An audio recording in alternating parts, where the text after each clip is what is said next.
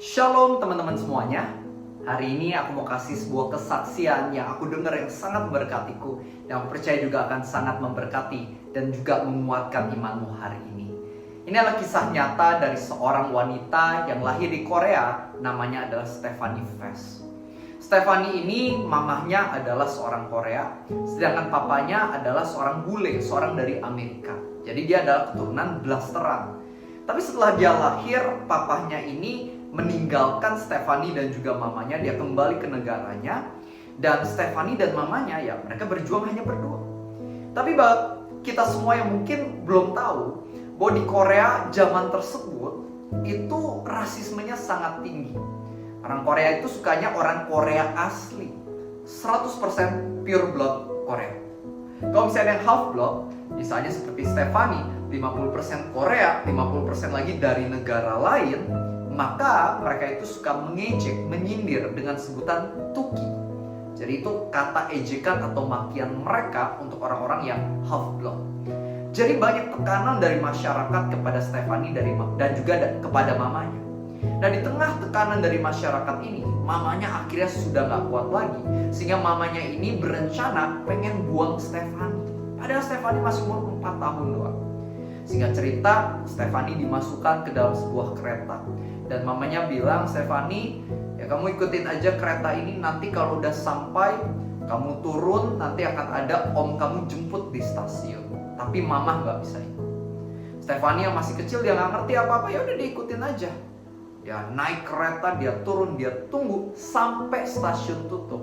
Nggak ada yang jemput dia. Dia sampai diusir dari stasiun, dan di sana Stephanie sadar dia udah dibuang sama mamanya sendiri. Akhirnya Stephanie yang masih umur 4 tahun ini, dia berusaha untuk bertahan hidup. Dia cari makanan di tong sampah, dia cari tempat untuk tidur, dan itu selama 2 tahun. Banyak penganiayaan yang terjadi kepada Stephanie di pinggir jalan. Luar biasa banget. Nah di tengah ini semua, setelah 2 tahun tersebut, Stephanie dia udah gak kuat lagi. Rambutnya udah penuh kutu, tubuhnya udah lemas, udah kayak cuma tulang sama kulit doang karena kurang nutrisi. Dia udah gak bisa gerakin tubuhnya lagi. Dia tergeletak di pinggir jalan gitu aja. Gak lama kemudian datang seseorang mengangkat Stephanie. Tapi ternyata bukan buat nolongin Stephanie, melainkan bawa dia keluar kota, ditaruh di atas tumpukan sampah dan ditinggal begitu saja. Berapa jam kemudian lewatlah seorang suster dari negara lain. Ketika lihat Stephanie, dia pikir itu sebuah mayat, makanya dia gak lakuin apa-apa, dia jalan lewatin gitu aja. Tapi gak lama kemudian si suster ini setelah jalan lewatin gitu aja, dia merasa kakinya ini berat banget, gak bisa digerakin. Dan ada suara secara audible yang sangat jelas di telinganya berbicara seperti ini, "She is mine." Dia adalah milikku. Jadi bergegas suster ini kembali ke tempat di mana Stephanie berada. Dia angkat Stephanie, masih hidup, dia bawa ke sebuah panti asuhan. Dan Stephanie dirawat di sana. Setidaknya bisa makan, setidaknya bisa bertahan hidup. Tapi hati Stephanie masih penuh kepahitan. Dia gak punya yang namanya harapan. Hingga akhirnya suatu hari ada sepasang orang ya dari luar negeri, laki-laki dan wanita, datang pengen adopsi seorang anak laki-laki. Jadi dia lihat satu persatu anak laki-laki, dan ketika dia lihat Stephanie, walaupun Stephanie seorang wanita, dia datang ke Stephanie. Dia berlutut di hadapan Stephanie dan meletakkan tangannya pada bagian pipi Stephanie. Tapi karena Stephanie sama ini gak pernah disayang, setiap kali ada tangan laki-laki yang menyentuhnya selalu hanya untuk menganiayanya. Secara refleks, yang dilakukan oleh Stephanie adalah dia teplak tangan tersebut dan dia ludahin si bapak ini. Secara logika, kalau udah digituin, gak mungkin kamu mau pilih dia untuk diadopsi. Tapi entah kenapa bapak ini, dia masih mengatakan, "She is mine." Dia adalah milikku. Dan bapak ini memutuskan untuk mengadopsi Stephanie. Dan ternyata mereka adalah keluarga yang sangat taat di dalam kekristenan. Stephanie dibanjiri oleh cinta kasih, diberikan pendidikan, diajarkan nilai-nilai firman yang benar. Akhirnya Stephanie berubah menjadi wanita yang luar biasa, wanita yang berpendidikan. Bahkan akhirnya saat ini Stephanie Fest adalah seorang yang berjuang untuk anak-anak yatim piatu yang ada di seluruh dunia. Luar biasa sekali. And this is a true story. Stephanie Fest dia mengatakan bahwa walaupun papahnya sudah melupakannya, mamanya sudah membuangnya, tapi Roh Kudus Tuhan gak pernah lupain dia. Roh Kudus Tuhan masih mengutus orang-orang yang tepat untuk menolong hidupnya dan menyelamatkan hidupnya. Nah, kalau itu aja bisa terjadi dalam hidup Stephanie, percayalah itu juga bisa terjadi dalam hidupku dan juga hidupmu. So don't give up on your life. Jangan menyerah akan hidupmu. Percaya bahwa Tuhan itu adalah Tuhan yang setia, yang mampu menyelamatkan, memulihkan keadaanmu. Aku gak tahu saat ini kamu lagi punya masalah apa.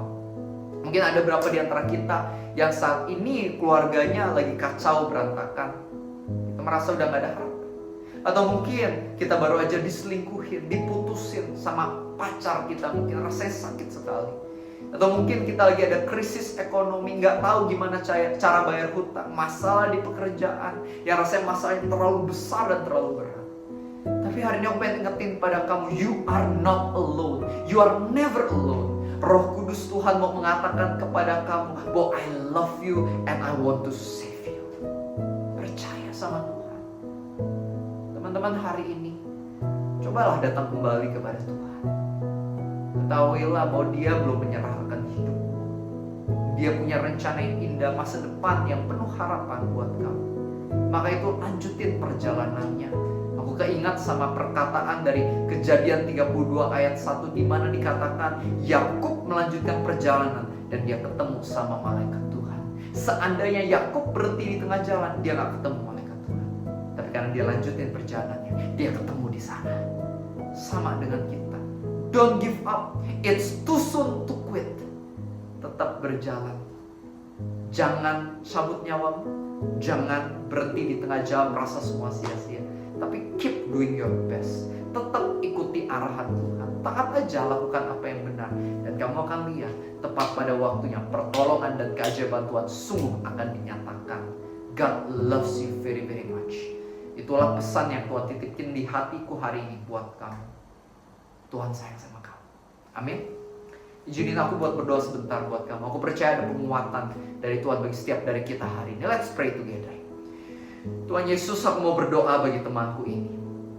Ada yang hari ini lagi punya tantangan, masalah yang mungkin dia gak bisa cerita ke siapa-siapa. Mungkin dia merasa sendirian. Dia merasa udah gak ada yang bisa ngertiin dia. But we know that you are there. Kami tahu bahwa Engkau hadir bersama dengannya. Dan Engkau yang berkati setiap penonton dari YouTube ini, Tuhan. Engkau yang berkati mereka.